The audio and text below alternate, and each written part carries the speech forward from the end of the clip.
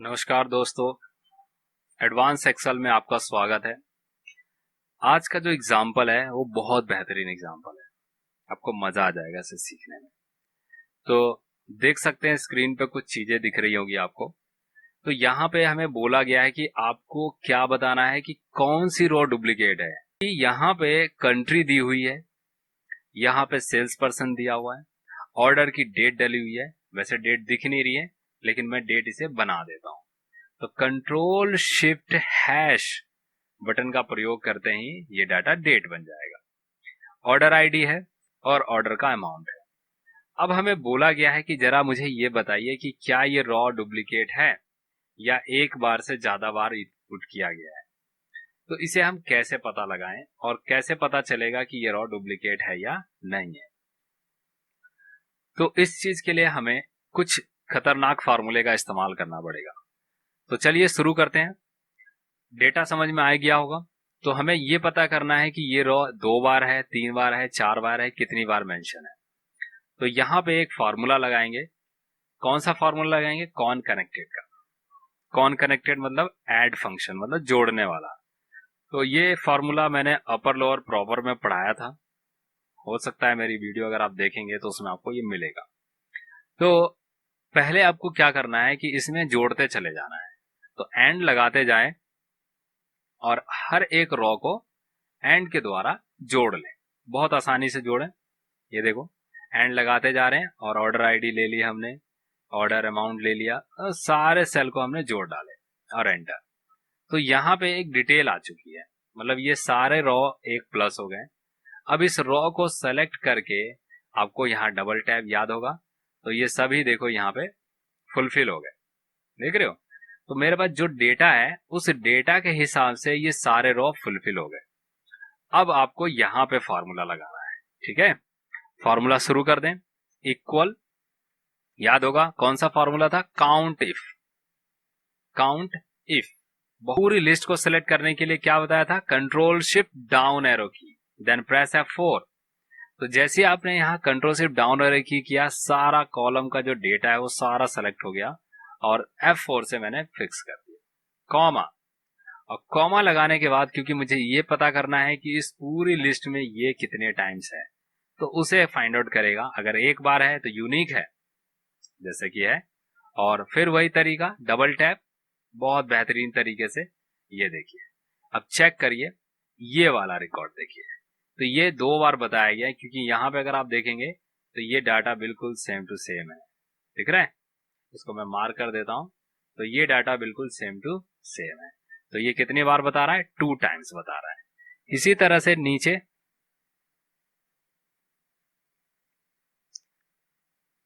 से नीचे, अगर आप आएंगे तो यहाँ पे भी आपको ये नजारा दिख जाएगा।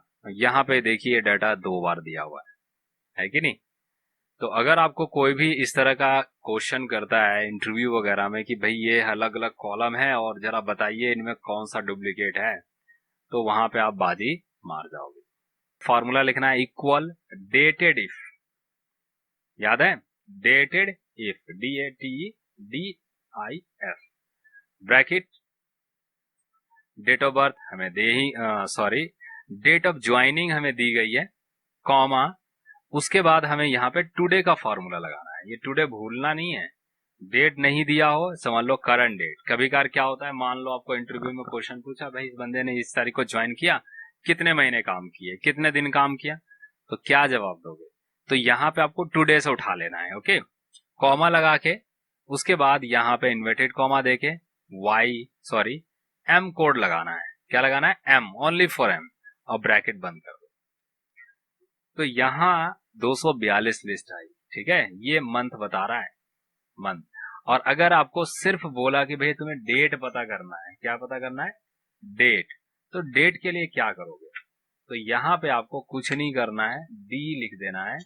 तो ये डेट काउंट कर देगा, मतलब दिन काउंट कर रहा है कि उसकी जो ज्वाइनिंग डेट थी 17 फरवरी 2000 से लेके अभी तक पूरा का पूरा दिन इसमें बता दिया।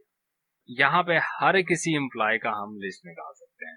तो हमारे पास जितने एम्प्लॉय हैं, एक फार्मूला फिट करना है और तरीके से उसको बाहर निकाल लेना है। तो ये एग्जाम्पल आपको बहुत काम आएगा। इसको बोलते हैं हम डेट ऑफ ज्वाइनिंग मतलब कि कैलकुलेशन करना। तो ध्यान से समझना है कि ये एग्जाम्पल कैसे बन रहा है, डेटा बना के उसके बाद इसे यूज करना है। डेटा ध्यान रखना है, ये डेटा है, ये डेटा पहले बना लेना अपने एक्सेल सीट के ऊपर, फिर उसके बाद फार्मूले को लिख लेना। ये फार्मूला मैंने यहाँ दिखाया हुआ है, इसे लिख लेना और लिखने के बाद इसका प्रयोग करना है। अगले एग्जाम्पल पे पहुंचते हैं।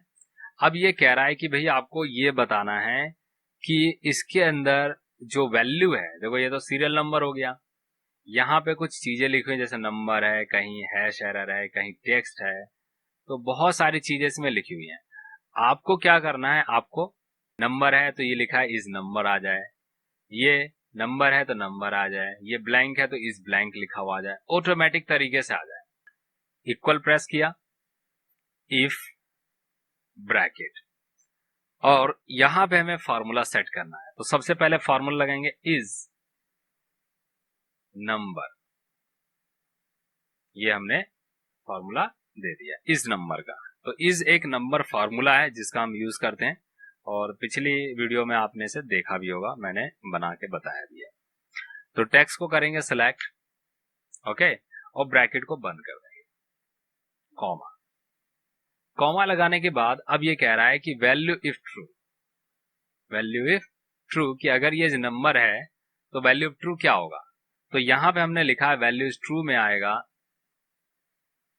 इज नंबर, तो इन्वर्टेड कॉमा देके लिखना है इज नंबर, ये लिख दिया और ब्रैकेट इन्वर्टेड कॉमा से बंद कर दिया, कॉमा। अब देखो यहां पे लॉजिक आ रहा है वैल्यू इफ फॉल्स, तो दोबारा फॉर्मूला आप लगाएंगे इफ का, ये दूसरी कंडीशन के लिए कि अगर ये नहीं तो ये आएगा। अब यहां पे क्या लिखेंगे, तो यहां पे लिखेंगे इज टेक्स्ट, ये मैंने टेक्स्ट के लिए लिया, तो इज नंबर ले लिया, अब इज टेक्स्ट ले लिया, फिर से सेल को सिलेक्ट किया। अब ये बताएगा कि क्या ये टेक्स्ट है, अगर ये टेक्स्ट है तो यहां पे लिखा आएगा is text inverted comma, otherwise फिर इफ लगा दो। इसके बाद हम लिखेंगे इज एरर, तो ये हमारा इज एरर है, एरर मतलब गलती का पता लगाना। सेल को सेलेक्ट करके ब्रैकेट बंद करना है, comma, inverted comma, is error, comma, और उसके बाद फिर से कॉमा, इफ। अब ये हमारा लास्ट है, फॉर्मूला लगाना था इज ब्लैंक, टेक्स्ट को सेलेक्ट करेंगे, ब्रैकेट दे देना है, और उसके बाद comma, value is true, is blank, inverted comma, comma. False में हमने नॉट अप्लीकेबल डाल दिया, मतलब अगर इनमें से कोई नहीं है तो एन ए आ जाएगा, क्या आ जाएगा, एन ए, ये मैंने मेंशन कर दिया। अब ब्रैकेट को बंद कर दो। अब इसमें क्या है ना, अगर ब्रैकेट आप नहीं भी बंद करोगे तो भी कोई दिक्कत नहीं है, वो अपने आप बंद कर लेगा। बट अगर आप बंद कर दें तो बंद कैसे कैसे करना है, 1 एक इफ के लिए, 2 3 और एक 4 बार हमने ब्रैकेट को बंद किया, एंटर करें। तो यहाँ पे देखो क्या बता रहा है, इज नंबर, नंबर है। अब क्योंकि ये फॉर्मूला हमने पूरा फिट कर दिया है, देख सकते हो, इसे नोट डाउन कर लेना, बढ़ते हो, is number, is tax, is tax, tax tax, is number, not applicable. तो यहाँ पे एन ए आ गया, ना ही ब्लैंक है, ना ही एरर है, ना ही कुछ है, तो ये एन ए मेंशन हो गया, देख रहे हो, is blank, number, tax, tax. तो इस तरीके से बहुत आसानी से आप डेटा को फाइंड आउट करेंगे। मैं इस फार्मूले को एक और अच्छी तरह से आपको, क्योंकि बहुत बढ़िया फार्मूला है तो इसे अलग से थोड़ा बताना बनता है, तो मैं यहाँ पे आपको ये फार्मूला एक बॉक्स के द्वारा लिख देता हूँ ताकि आपको समझ में जो आए वो अच्छी तरह से आ जाए। जी हाँ, तो इसे बड़ा कर दूं, ये फार्मूला मैंने बनाया है और ये फार्मूला जो है आपके बड़ा काम आएगा, तो ये नोट कर लें। वीडियो पे बने रहने के लिए बहुत बहुत धन्यवाद। वीडियो लाइक करिए, शेयर करिए, सब्सक्राइब कर लीजिए चैनल को। सब्सक्रिप्शन बहुत जरूरी है और वीडियो वॉचिंग बहुत जरूरी है, तो जरूर मेरी वीडियो को देखिए। बहुत बहुत धन्यवाद, थैंक यू।